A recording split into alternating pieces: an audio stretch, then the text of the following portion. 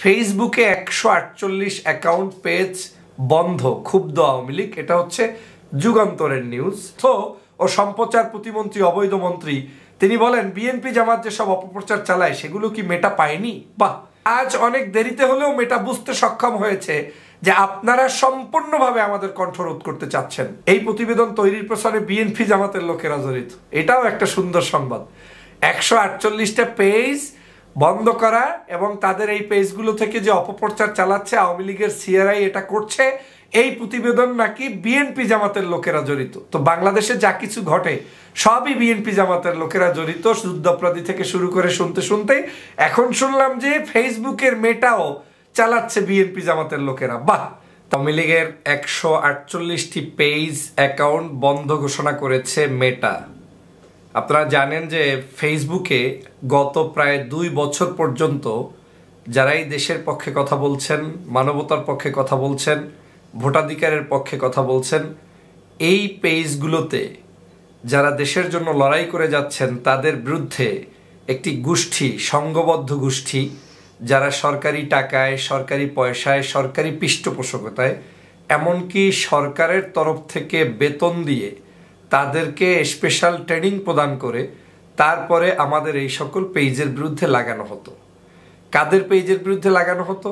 যারা সত্য, বস্তুনিষ্ঠ সংবাদ প্রচার করছে, বাংলাদেশের মানুষের মুক্তি চাচ্ছে, গণতন্ত্রের বিজয় চাচ্ছে, সেই সকল মানুষের পেজের বিরুদ্ধে প্রোপাগান্ডা প্রতিনিয়ত চালানো হতো।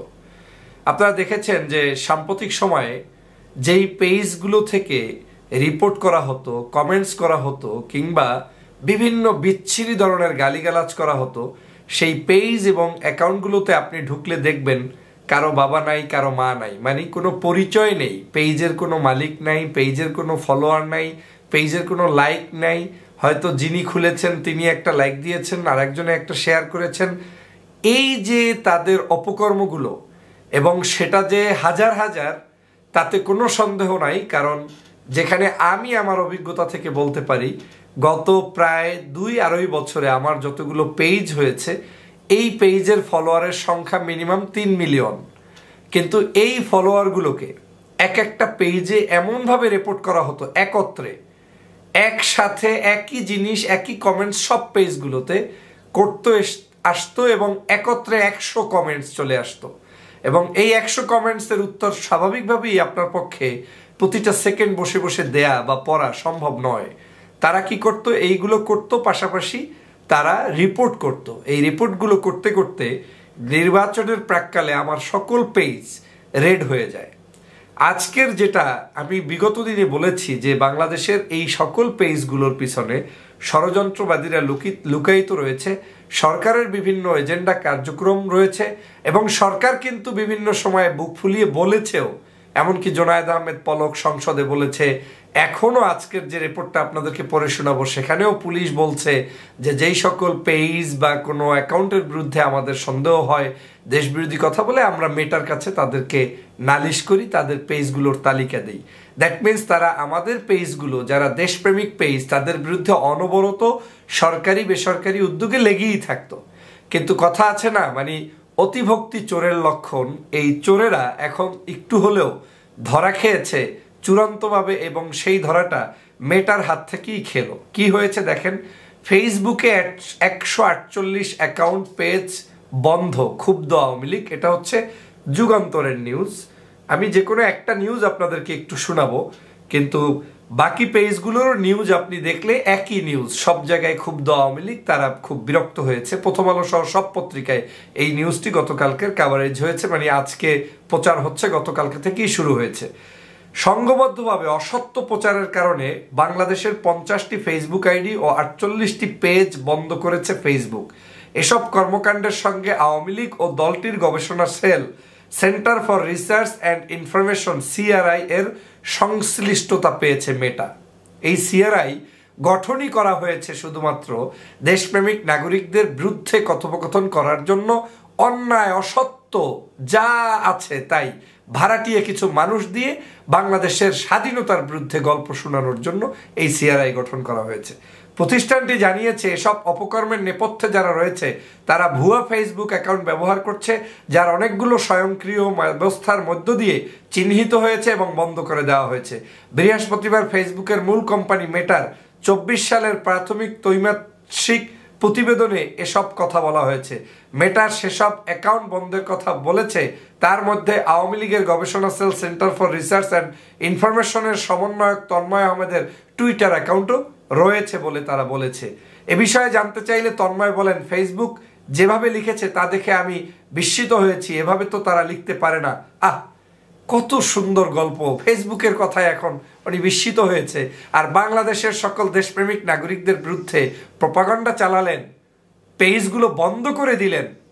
দেখেন বাকস্বাধীনতার যে অর্থ বিন্দুমাত্র বাংলাদেশে আছে।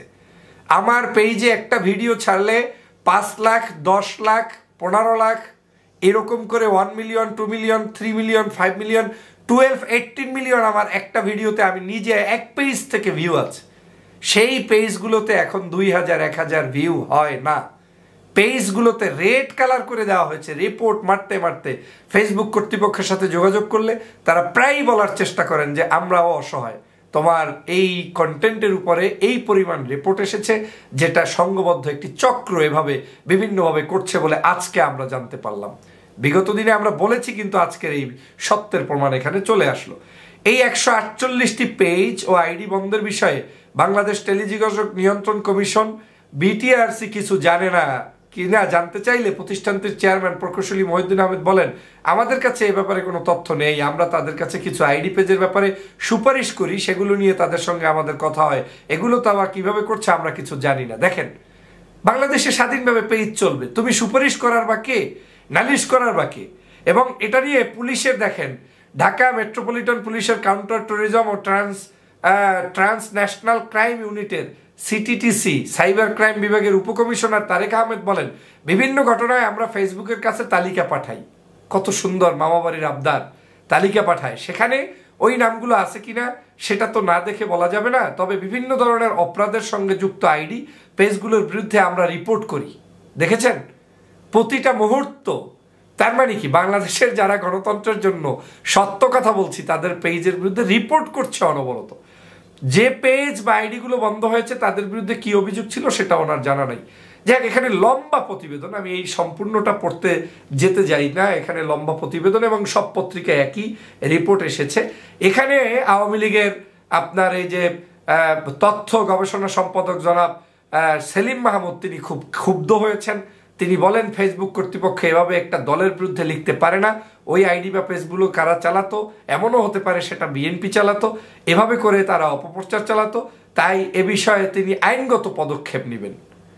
আমি এও শুনেছি, আপনারা তো নিশ্চয়ই দেখেছেন যে মেটার কর্তৃপক্ষকে বাংলাদেশে ইনভাইটেশন পর্যন্ত করে সরকারি মহল থেকে, নির্বাচন কমিশনের পক্ষ থেকে বিভিন্নভাবে বিভিন্ন জায়গা থেকে তাদেরকে পুশ করা হতো, তাদেরকে বিভিন্নভাবে বলা হতো। মানে এক বাক্যে তারা মেটাকেও নিয়ন্ত্রণ করতে চাইতো।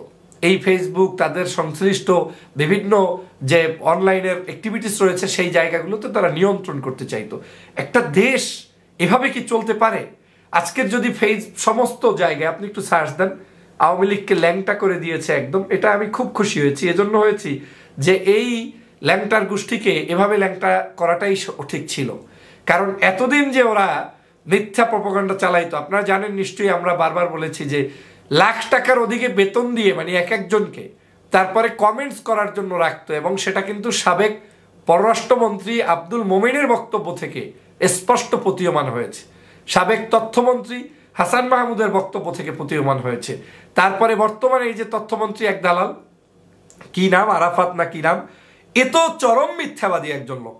অসত্য বলতে বলতেই এই পদে তিনি এসেছেন। দেখেন, এই প্রথম আলোর নিউজটাও আপনাকে একটু দেখাই। এখানে সব পত্রিকা এসেছে, ওদেরকে আজকের সারা বাংলাদেশের একই আজকের ডেটেই এসেছে। এটা একটা ওদের জন্য বিশাল, আমি মনে করি যে একটা মানে চরমভাবে ওদের জন্য আঘাত। বিশেষ করে আমরা যারা সোশ্যাল মিডিয়ায় কথা বলি, আমরা আজকের এই জিনিসটা থেকে বেশ ভালো করে জানতে পারলাম যে কারা এই ষড়যন্ত্র করছে। দেখেন, মেটার প্রতিবেদনের তথ্য, ফেসবুকে বিভ্রান্তি ছড়ানো, ক্ষমতাসীনদের যুক্ততা, মানে আওয়ামী লীগের যুক্ততা তারা পেয়েছে। ভুয়া অ্যাকাউন্ট খুলে বিরোধীদের সম্পর্কে বিভ্রান্তিকর তথ্য ছড়ানোর দায়ে 50টি অ্যাকাউন্ট, 98টি পেজ বন্ধ করেছে মেটা। এসব অ্যাকাউন্ট থেকে আওয়ামী লীগের প্রতিপক্ষ বিএনপি ও দলটির নেতাকর্মীর বিরুদ্ধে বিভ্রান্তিকর তথ্য ছড়ানো হতো। বাহ, প্রতি মুহূর্ত আমাদের বিরুদ্ধে এই বিভ্রান্তিকর তথ্য করত। সংঘবদ্ধ অসত্য আচরণ হচ্ছে কোনো একটি লক্ষ্য অর্জনের উদ্দেশ্যে জনগণকে বিভ্রান্ত করার সমন্বিত চেষ্টা। যেখানে ফেসবুক ভুয়া অ্যাকাউন্ট খুলে অসত্য বা বিভ্রান্তিকর তথ্য ছড়ানো হয়, এসব ভুয়া অ্যাকাউন্টের পেছনে ব্যক্তিরা একে অপরের সঙ্গে সমন্বয় করে কাজ করেন। তারা একটা যে গোষ্ঠী, এবং তারা এটাকে যে আওয়ামী লীগের সিআরআই থেকে আপনার কি বলে মেটা যা বলেছে যে জড়িত ব্যক্তিরা ক্ষমতাসীন Awami League centre for research and information বা সিআরআই এর আওয়ামী লীগের গবেষণা প্রতিষ্ঠানের সঙ্গে যুক্ত। এই সিআরআই কিন্তু কিছু কিছু ব্যক্তিকে কয়েকদিন আগে ট্রেনিং পর্যন্ত দিয়েছে কিভাবে আপনারা কমেন্টস করবেন, প্রতিরোধ করবেন, অনলাইন যোদ্ধা বানাতে শুরু করেছিল এই অবৈধ নির্বাচন 2024 সালে করার আগে। এই জিনিসটা দেখেন এখন ওদের মাথায় বাড়ি খেয়েছে। তথ্য ও সম্প্রচার প্রতিমন্ত্রী অবৈধ মন্ত্রী তিনি বলেন বিএনপি জামাত যেসব অপপ্রচার চালায় সেগুলো কি মেটা পায়নি? বাহ, মেটা পাবে কি করে? মেটাকে তো প্রতিনিয়ত আপনারা বিভিন্ন অসত্য উপস্থাপন করে তাদেরকে বিভ্রান্ত করে রেখেছেন, এবং আজ অনেক দেরিতে হলেও মেটা বুঝতে সক্ষম হয়েছে যে আপনারা সম্পূর্ণভাবে আমাদের কণ্ঠরোধ করতে চাচ্ছেন। মেটা তো হয়তো আপনাদের প্রতিবেদনে অনেকগুলো গবেষণা করে এই নামগুলো উচ্চারণ করেছে, না হয় আপনারা নামে বেনামে যে হাজার হাজার পেজ করছেন কে না জানে বাংলাদেশে, বলেন। আপনারা এখন বিভিন্ন ধরনের অপপ্রচার চালানোর জন্য অনলাইন অ্যাক্টিভিস্ট নিয়োগ করছেন। পৃথিবীর ইতিহাসে আর কোথাও এরকম আছে বলে আমার জানা নেই। তিনি কি বলছেন? তিনি বলেন এই প্রতিবেদন মেটা করেনি, এই প্রতিবেদন তৈরির পেছনে বিএনপি জামাতের লোকেরা জড়িত। এটাও একটা সুন্দর সংবাদ। 148টা পেজ বন্ধ করা এবং তাদের এই পেজগুলো থেকে যে অপপ্রচার চালাচ্ছে আওয়ামী লীগের সিআরআই এটা করছে, এই প্রতিবেদন নাকি বিএনপি জামাতের লোকেরা জড়িত। তো বাংলাদেশে যা কিছু ঘটে সবই বিএনপি জামাতের লোকেরা জড়িত, যুদ্ধাপরাধী থেকে শুরু করে শুনতে এখন শুনলাম যে ফেসবুকের মেটাও চালাচ্ছে বিএনপি জামাতের লোকেরা। বাহ, তাহলে বিএনপি জামাত কোথায় শিকড় গেড়েছে বুঝতে পেরেছেন? এটা যে কি কারণে এই বাংলাদেশের এই সকল দায়িত্বে এইসব মাথা মোটা লোকগুলোকে দেওয়া হয় এবং এই দালালগুলোতে বসানো হয়, ওদের বক্তব্য শুনলেই তো প্রমাণ হয়। এবং আমি মনে করি আমাদের পক্ষ থেকে এর প্রতিবাদ দেওয়া উচিত যে বিএনপি জামাতের কারা মেটায় চাকরি করে। মেটার উচিত এর বিরুদ্ধে তদন্ত করা। আওয়ামী লীগ সরকারের একজন প্রতিমন্ত্রী হিসেবে সব ধরনের অপতথ্য ও গুজবের বিরুদ্ধে তার অবস্থান রয়েছে। ভালো কথা। মোট কথা, ওই নেটওয়ার্ক বাংলা ও ইংরেজিতে পোস্ট দিত, সংবাদ, সাম্প্রতিক ঘটনা, নির্বাচন, বিএনপির সমালোচনা, বিএনপির দুর্নীতি অভিযোগ, নির্বাচন পূর্ব সহিংসতা, বিএনপির ভূমিকার পাশাপাশি বর্তমান সম্পর্কের পক্ষে মন্তব্য সহ পোস্ট করা হতো। এই যে দেখেন কার্যক্রমগুলো তারা চালাতো, এই চালানোর কার্যক্রমগুলো তারা কিন্তু আজকের এখানে অনেকগুলোর তালিকাও দিয়ে দিয়েছে, যে এই তালিকাগুলো আমি এখানে পড়ে সময় নষ্ট করতে চাই না, আপনারা পত্রিকায় পড়ে নেবেন যে এই হচ্ছে আওয়ামী লীগের ধান্দাবাজ এবং আওয়ামী লীগের ফেসবুক। যাই হোক, পরিশেষে অন্তত এতটুকু আমরা জানতে পারলাম যে মেটা কিছুটা হলেও সচেতন হয়েছে, তাদের কাছে একটু হলেও এই আমাদের বিরুদ্ধে যে ওদের প্রপাগান্ডা চলছে, অন্যায়ভাবে আমাদের অ্যাকাউন্টগুলোর বিরুদ্ধে রিপোর্ট করত, আমাদের অ্যাকাউন্টগুলো বন্ধ করে দিত, তার একটা জ্বলন্ত প্রমাণ আপনারা পেলেন। যেখানে কোটি কোটি ভক্ত থাকা সত্ত্বেও সেই ভক্তদের কাছে আমাদের বক্তব্য যেতে পারে না, শুধুমাত্র এই আওয়ামী লীগের এই অসত্যবাদী এই পেজগুলো এবং আইডির জন্য তারা একত্রে রিপোর্ট করে। এবং আপনারা নিশ্চয়ই জানেন মেটার একটি স্ট্যান্ডার্ড নিয়ম হচ্ছে যে তুই রিপোর্ট যেই করুক, রিপোর্ট যদি অধিকতর ষড়যন্ত্রমূলক হোক কিংবা ভালো মন্দ হোক, বেশি পরিমাণ রিপোর্ট গেলে তখন ওই পেজগুলো রিক্সে চলে আসে। আজ তাই হচ্ছে। বাংলাদেশে আমাদের কোনো প্রচারণায় বিএনপি জামাত বিরোধী মতের কারো প্রচারণার কোনো পেজগুলো এখন একদম অনকাইন্ড অফ বন্ধ বলাই চলে। আর দুই একটি হয়তো কেউ চালালেও চালাতে পারে, সেটা খুবই রেয়ার, এবং তাদের ক্ষেত্রেও হয়তো ভিন্ন কোনো ষড়যন্ত্র আছে কিনা আমরা জানি না, কিন্তু বাস্তবতায় আজকের এই কঠিনতম পরিস্থিতি। যাই হোক বন্ধুরা আমার, মেটাকে ধন্যবাদ জানাই, ফেসবুক কর্তৃপক্ষকে ধন্যবাদ জানাই যে অবশেষে আপনারা অন্ততপক্ষে সত্য একটি বিষয় জানতে পারলেন এবং আমাদের কাছে উপস্থাপন করে জাতিকে জানানোর সুযোগ করে দিলেন। সবাইকে ধন্যবাদ।